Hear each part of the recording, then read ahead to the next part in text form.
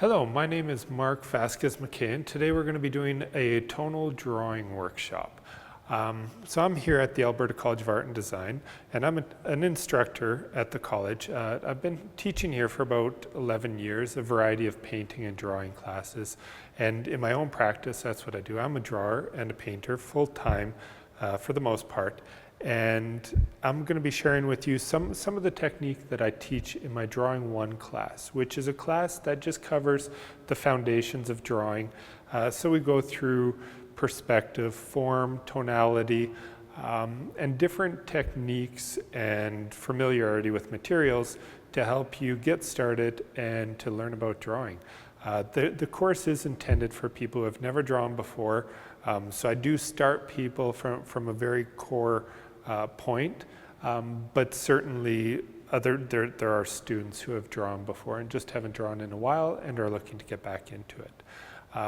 In addition to that class, I also teach a variety of other drawing and painting classes, like I mentioned, including Drawing 2. So after this class, there is a continuation if you decide to go down that road, or maybe you decide to take some painting, or even there's a variety of classes like in metalsmithing, jewelry, etc., that you can apply a lot of your drawing skills to. So for today's drawing, like I said, we're going to be doing a tonal drawing, and I have a subject set up here, which is 2 pieces of folded paper. In this class, I usually ask students to bring in their own folded paper so they can apply a little bit of creativity. So you could use, any sort of origami. You can fold a dinosaur, you can fold a flower, whatever is going to sort of inspire you and create a form that you'd be interested in drawing. To do this drawing, we're going to use 2 different types of charcoal. The first of which is Willow Charcoal. Willow, vine charcoal, sort of the same thing. They're very light and they go on very easy, versus the compressed or synthetic charcoal, which goes really heavy. So generally you start your drawing with the willow or the vine, and you finish it with the compressed. I also have my eraser, which used to be a white eraser underneath all this charcoal. There is white here. I like to keep the edges really sharp because I also draw with that, and that can be a useful tool in your drawing. And in my non-drawing hand, which is my right hand, I have a sighting tool. The sighting tool is used just to read the angles and also to gauge the proportions. But we're not going to get into that too much with this drawing. It's more just going to be about reading the angles of the subject. And so while I have my drawing tool in my left hand, I'm using my sighting tool in my non-drawing hand to be able to read all these angles to start the drawing. One thing that you want to make sure of before you start any drawing is that your subject and your paper are as close as possible, just so that you don't have to depend on your memory to go back and forth. So I'm going to be starting, because I'm left-handed, I want my drawing hand on the outside, so I'm not obstructing my view of my subject, which in this case is a couple of folded pieces of paper. I'm using the folded piece of paper because it gives me a whole range of tonalities. I get, of course, the white, because the local color is white of the paper, but also I get some really dark shadows. So I get really close to black, and that's what tonality is. Quite simply, it's white to black and all the gradations in between. So I'm going to start off in the middle of my page, in the middle of my subject. And that's going to give me the opportunity to sort of figure out my scale to make sure that I get the whole subject on the paper and not going off, unless of course I want to. But for this demo, I'm going to try to keep within the paper. So I'm going to start by just running my pencil up against the one line in the middle and getting something close to that angle. Some people like to bring the pencil back here to get a lot of accuracy, but because the objective of this drawing isn't so much about getting accuracy of form, we want to sort of skip forward so I can get into some tonalities pretty quick. So I'm going to be drawing out the basic shapes of this folded form. Again, keeping my eye on tonalities as they come up to sort of help me distinguish the spaces. Reading the angle. And so I'm probably going to come off the paper if I keep going down that path. So I'm going to jog over a little bit.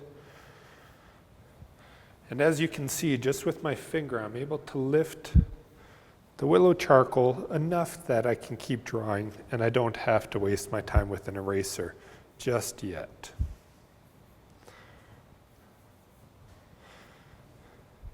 And for this project, I asked students to bring in any sort of folded paper. It can be a paper crane, any sort of origami. I've had some really creative students bring in dragons and flowers and all sorts of fun subjects to draw from.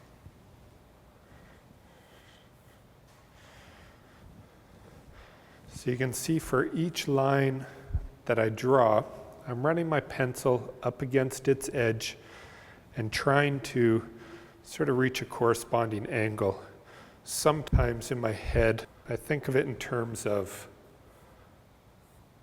a 20 degree or a 30 degree, or sometimes I make it really simple for myself and I just say something like, that's a 2 o'clock angle, or that's a 4 o'clock angle.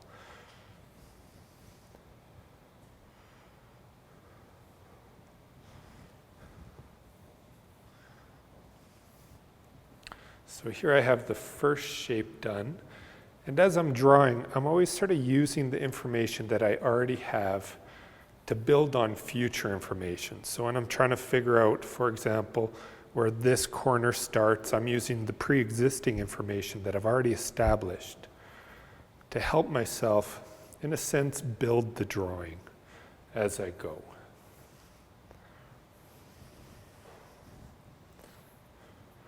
And this project is one that I start on the 4th class. The first few classes of Drawing 1, we go for some of the more fundamentals of just form, shape, perspective, line, etc.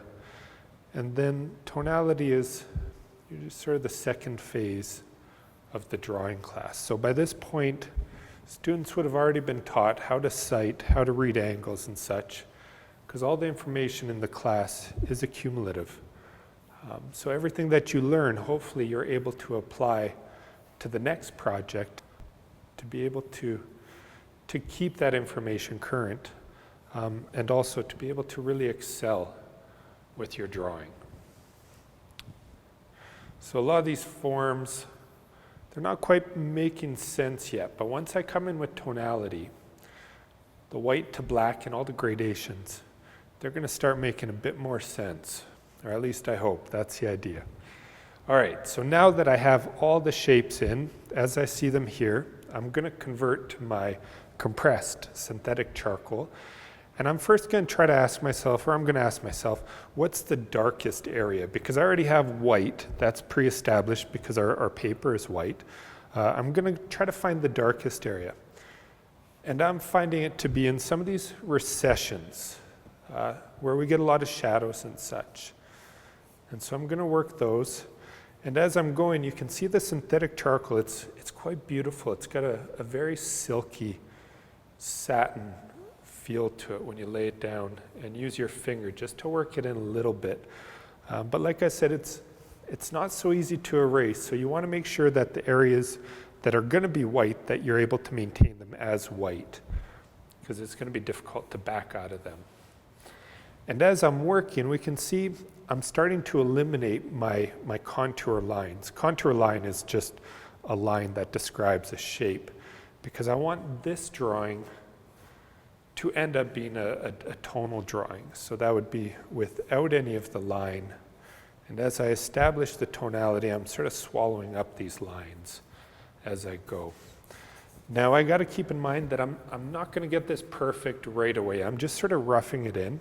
And that's what you want to do. It's like anything else in life. You want to work general to specific. And I use all sorts of analogies, like writing an essay. You wouldn't start from the first word to the last word.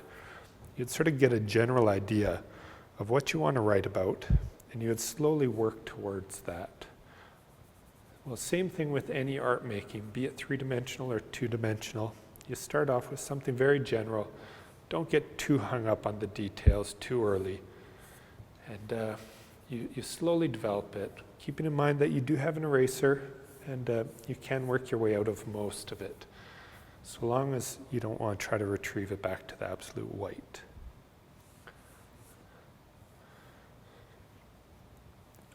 And usually with the students, I have them do what's referred to as a tonal chart. And they'll do it on the side of their paper, and that'll just be a 10-point chart from black to white with all the grays in between. So 10 points, well, 8 points of gray and a black and a white. And then they can use that to cite back and forth and be able to ask themselves, well, what's the tonality of that? Is it a 3? Is it a 2? And to be able to sort of more consciously identify, rather than just making assumptions of is it black or white or gray, because there are so many grays, and that's what we're really after, is exploring that range to fully describe all the sort of nuances of the vast angles and planes that we get with this drawing. And so the only lines that I'm actually leaving are lines that exist. So in some of these folds, there are actual black lines. But like I said, all the contour lines, I'm trying to just let them dissolve into the form, into the mass of the shape. Now this is where it sort of gets challenging because we have white on white. So we have two surfaces that are sitting horizontally and catching the light. So they're pretty subtle and they're very close together.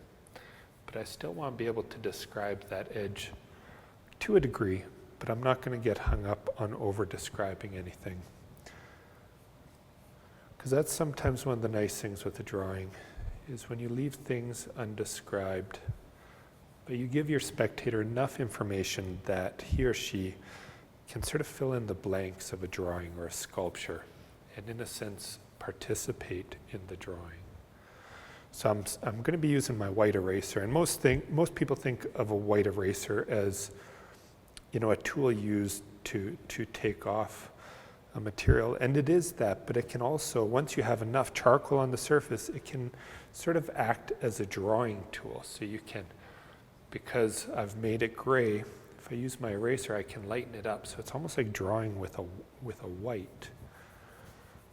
And when we get further along with this drawing, you'll see where I'll be using the eraser to sharpen up some of my edges where there's a real hard seam that's catching light, and sort of refine the drawing. Now I'm going to impose something with my background here, because as it is, I only have the shapes. I've roughed in their tonalities, but the negative space, the space outside of it, hasn't been dealt with at all. And the negative space largely gets underused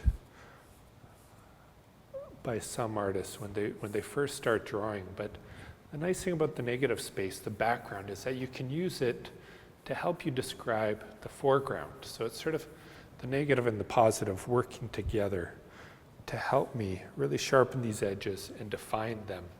And also to open up a bit of a space, because with tonalities, at least with interior spaces, things get a little bit darker as they recede back. So by making the top of this drawing darker, I'm able to give the impression of a space that's receding back, and then I'll let the background get a little bit lighter as I come to the foreground, so that this plane, this surface, can be understood as a horizontal one in contrast to some of these other forms that are standing vertical. And you can see I get quite physical with the drawing. I get my fingers right in there, and that's one of the things I really love about charcoal. The charcoal, essentially it's just burnt wood, and we're working on pulp. So it's just wood on wood. It's the most rudimentary way of drawing. But still today, probably one of the best ways of drawing, or at least to be able to describe things to their full ability. So I'm hitting some shadows here, so I want to make sure with my background, I'm going a little bit lighter, just so the shadows can define themselves. So going from dark towards light as I move down, keeping my shadows activated, always trying to work the negative and the positive, also referred to as figure-ground relationship.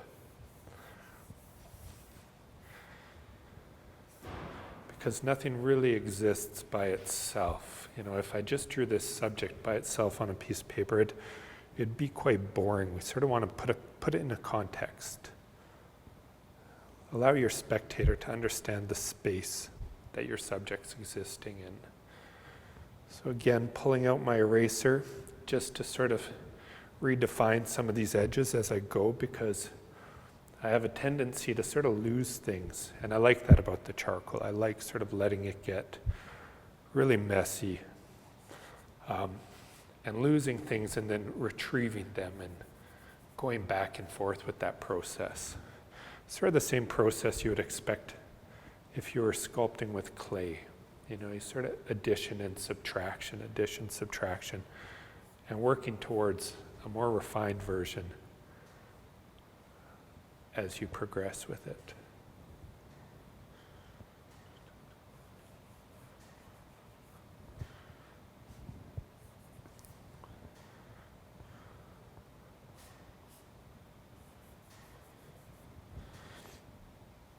Now, as I'm coming up here, even though in the subject, this shape is a little bit darker, I've made it lighter so that the background can really push it forward.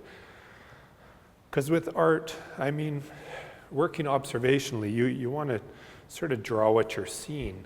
But if what you're seeing isn't going to make sense on the paper, you always take the liberty of making it understood. So you can exaggerate things, you can alter them, you can make the background darker or lighter, whatever is going to benefit the drawing.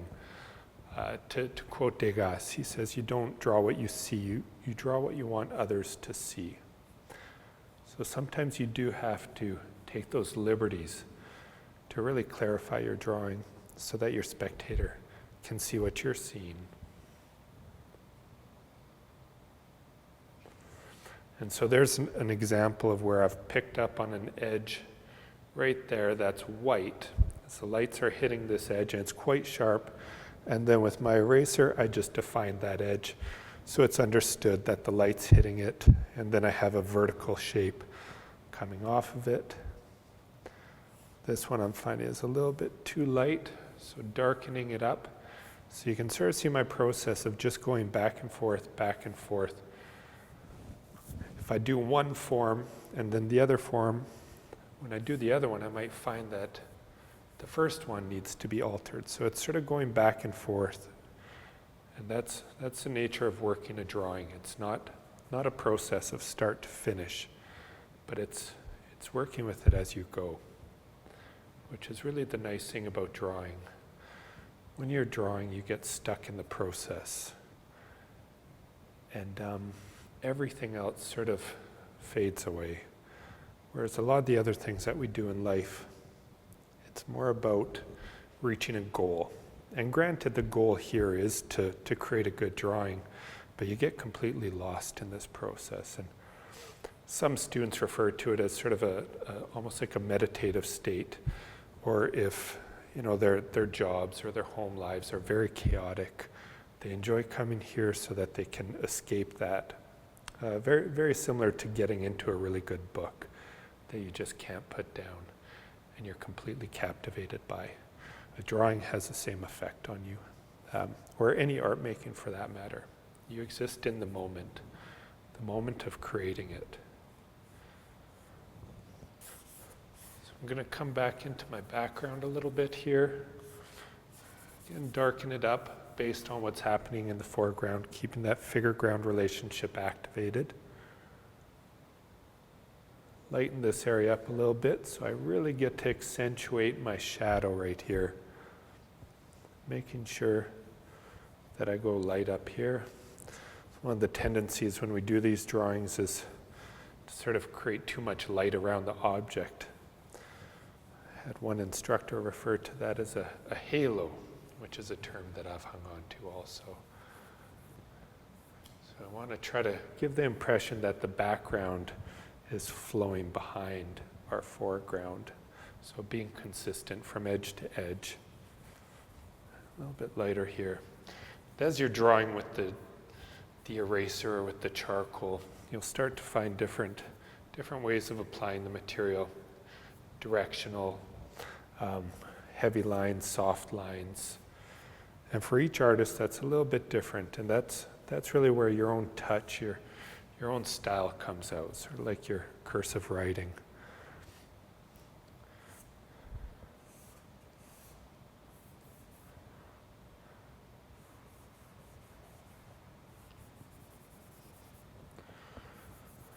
So I'm going a bit softer here, but as I draw, I usually like to leave a lot of my fingerprints and such in there. I just like to show the hand behind the drawing. I want to show that it's not generated on a computer or anything else. I like to show the physicality of the process. Some artists like to go a bit smoother and have it, the gradations very soft. Other artists like to go a little bit heavier, more sort of expressionistic with their mark making. Whereas I see myself as sort of being in between the two. And that's the nice thing about art, is there's no wrong or right way to do all of this. I mean, you have guidelines, but it's all sort of a personal experience.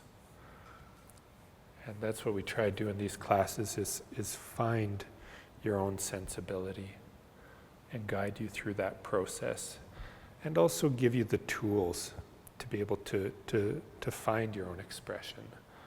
Give you some familiarity with the materials, with the different applications, the different things you can do, and just give you a real good toolbox of knowledge that you can draw from, so that in your own practice, whether it's full-time or on the side, or when you're on vacation in the summer, you have all that knowledge to be able to put it to use, to whatever vision you have for it.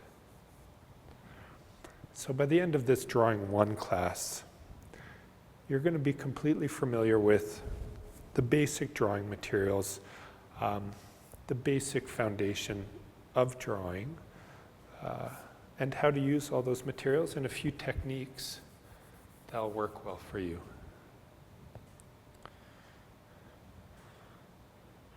And when I'm drawing with tonalities, I always squint my eyes. I find that when I squint my eyes, it sort of generalizes all the tonalities so I can see them. Because although there's a lot to be learned with drawing, with painting, with sculpting, the real key with art making is learning how to see.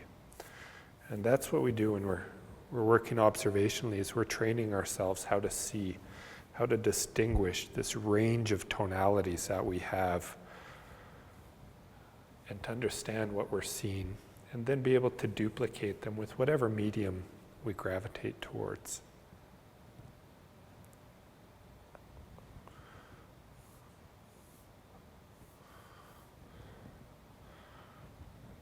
So I'm quite happy with the form in the back, but I'm not going to say it's finished, because depending on what happens with the foreground form, there might be a few things that I'll need to change. Because it's not necessarily about just drawing the one object well, but it's also the relationship between the two objects that you want to have working, how they react to each other, the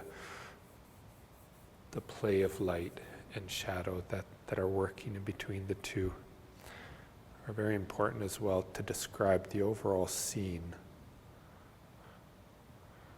And we don't get too far in depth with it, but with the drawing class, we do talk a little bit about composition and how composition's working, movement within composition, etc.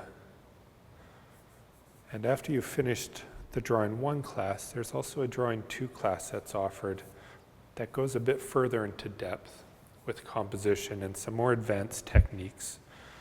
At the same time, it gives students an opportunity to develop their own subject matter and their own sort of concepts and ideas of what they want to draw. And there's some more of that opportunity with the skills that have been learned in Drawing 1 to be able to put those into practice. So again, just going back and forth, background, foreground, and then making some decisions. And this is a complicated shape that I'm working on right here, this vertical one. Because from the side, it's a large triangle. But from my perspective, I'm just seeing a straight line. So sometimes we run into these things that it's difficult to describe them. And that line for me, it's light behind there. But what I'm going to do is I'm going to darken up the background again. And so this is an example of me taking the liberty in order to describe something. I'm going to darken the background, and then with my eraser, I'm going to pull out an edge. So now this shape, it has the black and the white, which hopefully to the spectator will make it a bit clearer. Additionally, off of this corner, because this is the edge of this paper, my subject, there's going to be a cast shadow come down here. So maybe, so that we understand that this form isn't just a line, I'm going to exaggerate this cast shadow. By doing so, hopefully this form is more or better understood in the drawing.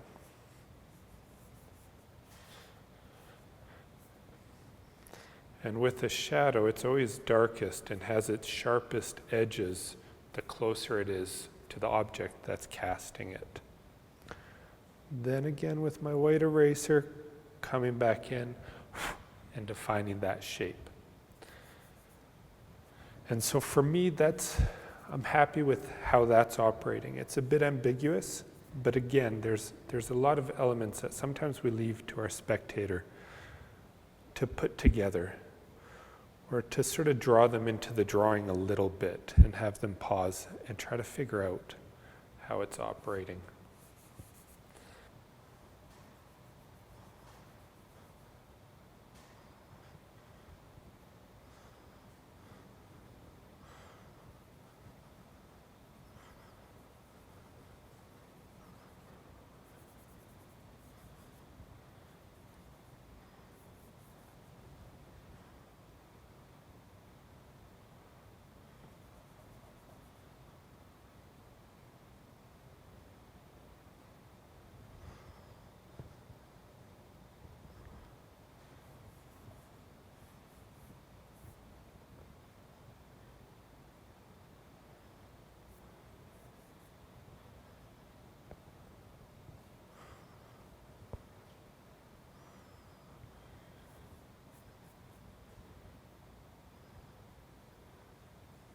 Now I'm coming to this surface. It's a bit of a difficult surface because on my subject, it's at about a 45-degree angle, this one. So to make that readable on my paper right here, one of the things that I can use is directional line work. I sharpen this edge, so as I'm putting my highlights, I'm going with the direction of the edge. So all my marks, which are with an eraser right now, I'm doing at a 45-degree angle to really try to emphasize to my viewer the angle of that. This is a technique that's used both in drawing and in painting. But in painting, it took a little bit longer. If we look all the way back to Raphael's drawings, he had some of the most beautiful drawings where he used a lot of directional line work to describe cylinders and such. But when it came to painting, he would always go very, very smooth with it. And that was sort of the style of the Florentines compared to the Venetians that were a little bit further ahead with the directional brushwork in their paintings.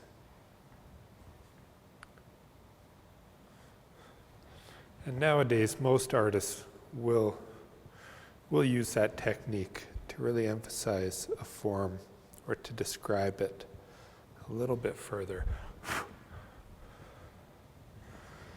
So where I have the highlight and the shadow here, I'm going to sort of use that line work and in a sense sort of try to lace the shadow and the highlight together with the 45-degree angle line work. Again, really emphasizing it. And I can smear it in a little bit so it's not too pronunciated. But again, that's sort of a personal decision with each artist to what degree they want to leave line work and how aggressively they want it drawn out.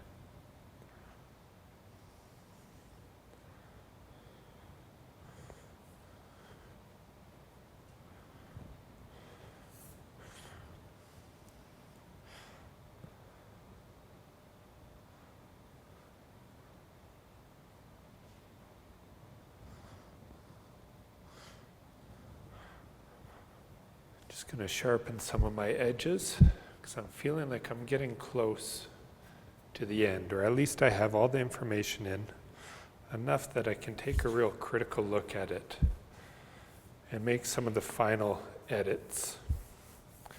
At this point, I usually encourage students to walk away from their drawings, take a look at the other ones in the room, and then come back with a bit more of an objective eye. Because when we're sitting here spending so much time on our drawing, quite often it's hard to see it objectively. We're so engaged with it.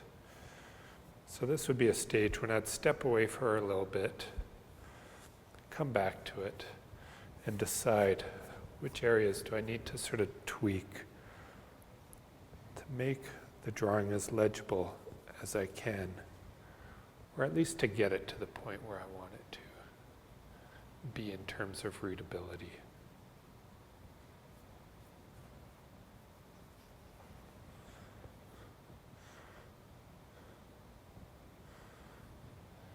So I'm deciding to go a bit lighter with the background here. Again, keeping that gradation, because things in the background, they lose their focus, they lose their sharpness. Just like what you see in real life or with photographs. If you look at the horizon outside, you can't really define any of the edges. But if you look at the tree right in front of you, it's quite easy to define the edges. Same thing with drawing. Things get softer as they get further away. They lose their focus, they lose their edges.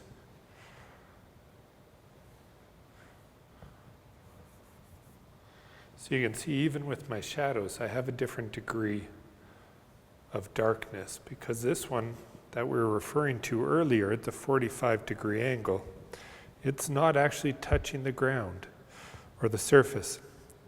So I don't want my shadow to be too dark, otherwise I'll be suggesting that it is sitting on the surface. Whereas this shape, I can see where it's touching down. So that's where I'm going to have my darkest shadow. And if need be, even exaggerate it so I can define it against the other shadows.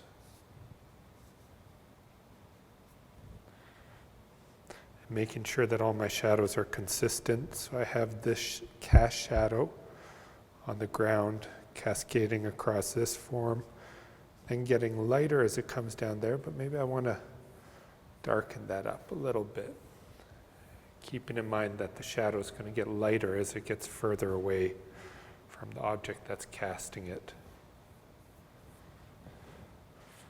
So now I feel that this shadow is very consistent. I feel like this one's consistent in describing that shape. And maybe I need a little bit more consistency with this one. If it were coming down there a little bit. And they all line up together here. Darken that surface a bit. Now I'm going to return to this shape because I haven't really dealt with it in a while. And I'm finding that it's too dark. So now I can start opening up some of the tonalities. And when I do that, I'm going to cross-reference. So I'm going to ask myself, I have this tonality and this tonality the same. But when I look here, I can see this one's darker. So I make the decision. Do I make this lighter or make that darker? So I'm going to decide to make this lighter, using my directional mark making to emphasize the vertical form. And maybe I'll even go a little bit darker with this one, just so they're both understood. Because it's not about drawing the shape accurately, it's about developing the relationships of shapes, tonality, color if applicable, within the drawing.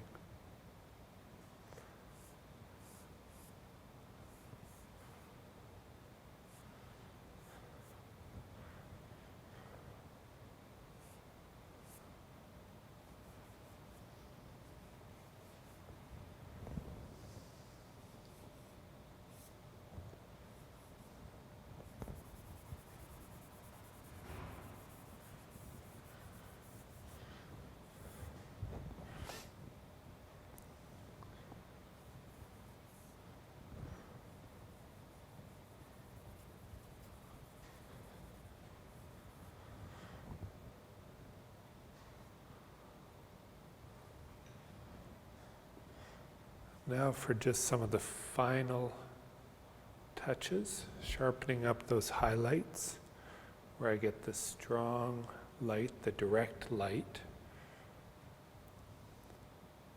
So with these subjects, there's quite a few light sources. You have the primary light, which is direct, and then you have secondary, which is bouncing, the light bouncing off of this paper and then hitting our subject. So those ones you want to be a little bit darker. If we're using color, we'd start to distinguish warm light from cool light to be able to describe primary and secondary sources.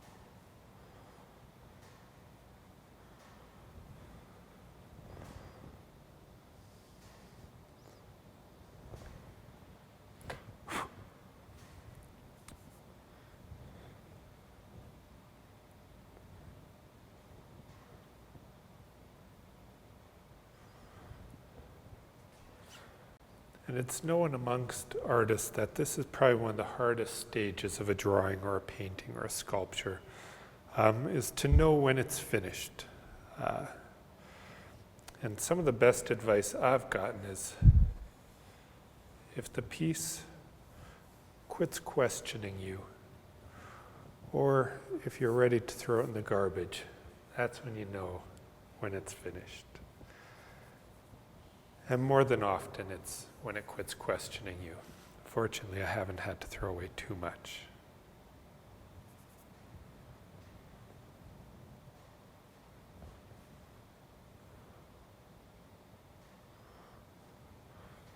So I'm just getting into some of the nuances to make sure that the complexity of some of these folds are legible.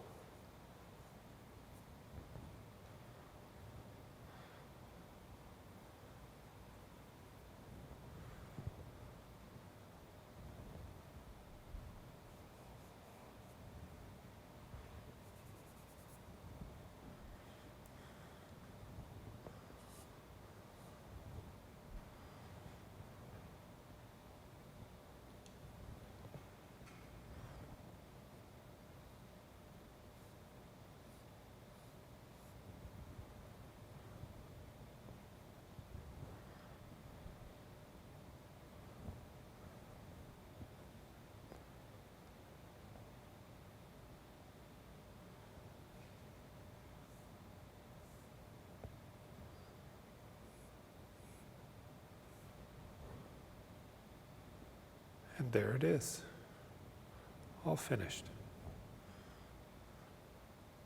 Hopefully with your drawing you choose a subject that's a bit more interesting than my two folded pieces of paper. Like I said, a paper crane or something can be a little bit more interesting, but we have the light, the shadows, whole range of tonalities, receding space, cast shadow, and all the edges and such define.